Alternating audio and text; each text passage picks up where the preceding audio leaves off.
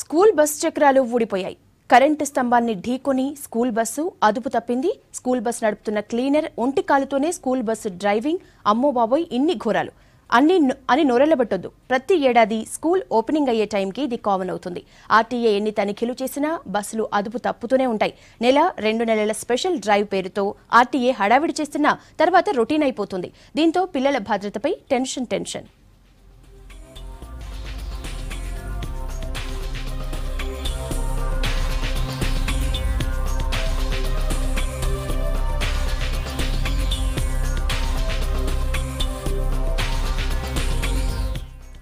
School bus ఎలా ఉండాలి, బస్సులో ఏం ఉండాలి, ప్రమాదం జరిగినప్పుడు ఎలా బయటపడాలి, ఇలాంటి విషయాలపై బస్సులోని డ్రైవర్, క్లీనర్తో పాటు పిల్లలకు అవగాహన కల్పించాలి. అయితే రాష్ట్రంలో తిరుగుతున్న ఏ ఒక్క బస్సులోనూ నిబంధనలు అన్ని పాటించడమే అయితే చాలా తక్కువ అని చెప్పాలి. కొన్ని కార్పొరేట్ ఏసీ బస్సులు మినహా చిన్న స్కూల్ బస్సులు అన్నింటిలోనూ లోపాలే.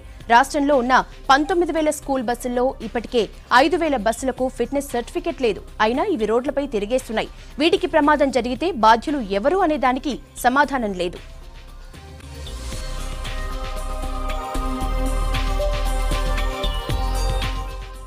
ఒక్క ఆర్టీఏనే కాదు, స్కూల్ యాజమాన్యమనే కాదు, మన పిల్లల్ని స్కూల్ బస్ ఎక్కిస్తున్నప్పుడు మనకు ఎంత అవగాహన ఉంది, బస్కు ఫిట్నెస్ సర్టిఫికెట్ ఉందా లేదా, నిబంధనల ప్రకారం అన్ని జాగ్రత్తలు తీసుకుంటున్నారా లేదా అనేది ఏ ఒక్క పేరెంటు ఆలోచించడం లేదు. స్కూల్ బస్ టైంకి వస్తోందా, రావటం లేదా, వస్తే హడావిడిగా ఎక్కించేయటం, రాకపోతే డ్రైవర్కు కాల్ చేసి కనుక్కోవటం. సిటీలోని ఏ పేరెంట్ అయినా చేస్తున్నది ఇదే. ఇది కూడా స్కూల్ యాజమాన్యానికి అలుసుగా మారింది. పక్క రాష్ట్రాల్లో డొక్కు బస్సులకు ఎల్లో కలర్ వేసి స్కూల్ బస్ పేరుతో తిప్పేస్తున్నారు.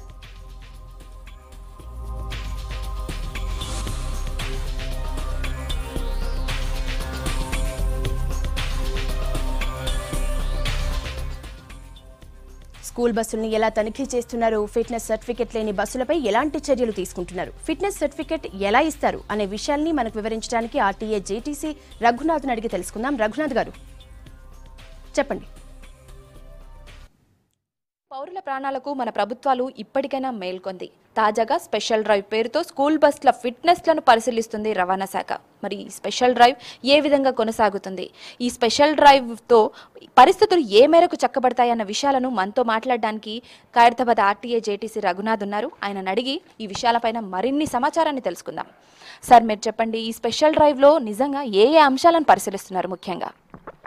ఈ స్పెషల్ డ్రైవ్ అనేది స్కూల్ బస్సుల విషయంలో చాలా ఇంపార్టెంట్.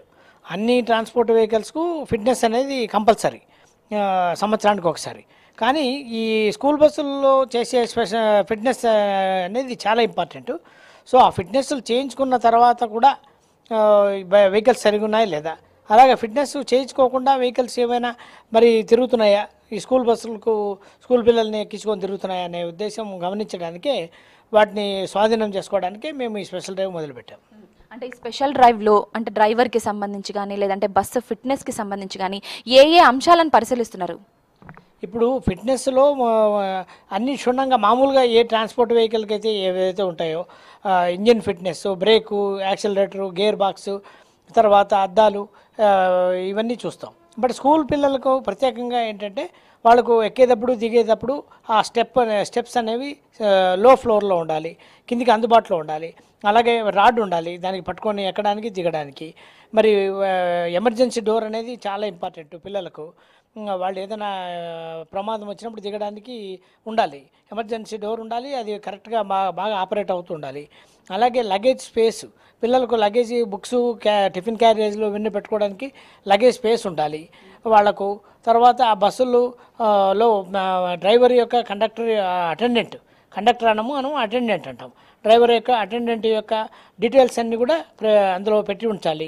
తర్వాత స్టూడెంట్స్ ఎవరైతే ప్రయాణం చేస్తున్నారో వాళ్ళ లిస్టు కూడా ఆ బస్సులో కూడా పెట్టి ఉంచాలి. సో ఏదైనా ప్రమాదానికి గురైనప్పుడు ఏ స్టూడెంట్స్ ఎవరు ప్రయాణిస్తున్నారు అనేది కూడా తెలుస్తుంది. సో డ్రైవర్ కూడా అతను కూడా శారీరకంగా మంచి స్థితిలో ఉండాలి. కంటి పరీక్షలు చేసుకొని కంటి ప్రాబ్లం లేదు, మద్యము ఎటువంటి దురలవాట్లు లేవని చెప్పేసి మనము అది కూడా గమనించడం జరుగుతుంది. లైసెన్స్ కూడా, డ్రైవర్ లైసెన్స్ మనకు 50 years వరకు మనకు అలౌడ్.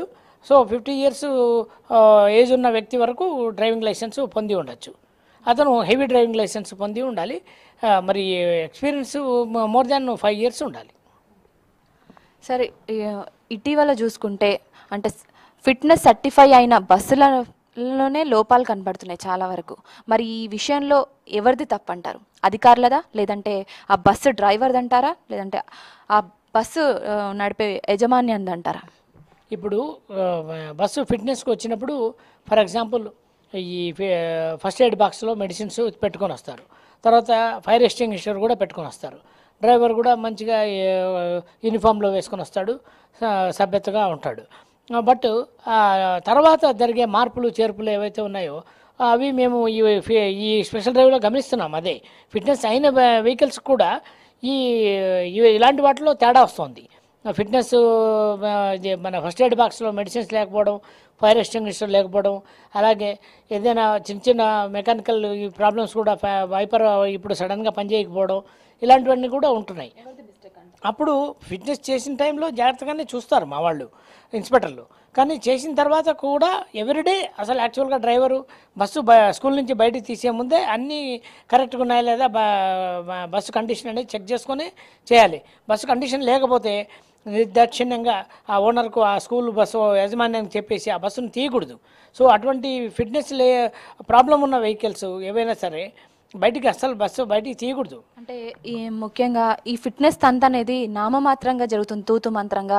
మరి ఈ విషయంలో చాలా వరకు ఆరోపణలు వస్తున్నాయి సార్. అంటే పెద్ద మొత్తంలో నగదు కూడా చేతులు మారుతున్నాయన్న ఆరోపణలు వస్తున్నాయి. మరి ఈ ఏదైతే సమాధానాన్ని అంటే ఇది ప్రశ్నని మరి మీరు ఎలా సరిదిద్దుతారంటారు? ఇప్పుడు స్కూల్ బస్సుల ఫిట్నెస్ అనేది చాలా పకడ్బందీగా జరగాలి అనే ఉద్దేశంతోనే మనకు కేంద్ర ప్రభుత్వము అలాగే మన రాష్ట్ర ప్రభుత్వం కూడా ఈ యొక్క స్కూల్ బస్సుల ఫిట్నెస్ అనేది మే ఎండింగ్లో పెట్టారు. మే 15th లోపల వాళ్ళు కంప్లీట్ చేసుకొని మే 30th కల్లా రెడీగా పెట్టుకోవాలి ఫిట్నెస్ చేయించుకొని. సో అందువల్లనే వాడికి ఒక స్పెసిఫిక్ టైము హాలిడేస్లో బస్సులు మరి రెడీ చేసుకోవడానికి అవకాశం ఎక్కువగా ఉంటుందనే ఉద్దేశంతో అప్పుడు పెట్టారు. దాని గురించే 285G సెక్షన్ 285G అనేది ఒక గవర్నమెంట్ రూల్ పెట్టింది. సో అది మోటార్ వెహికల్ చట్టంలో క్లియర్గా ప్రతి ఒక్క చిన్న అంశం కూడా అందులో ఉంది.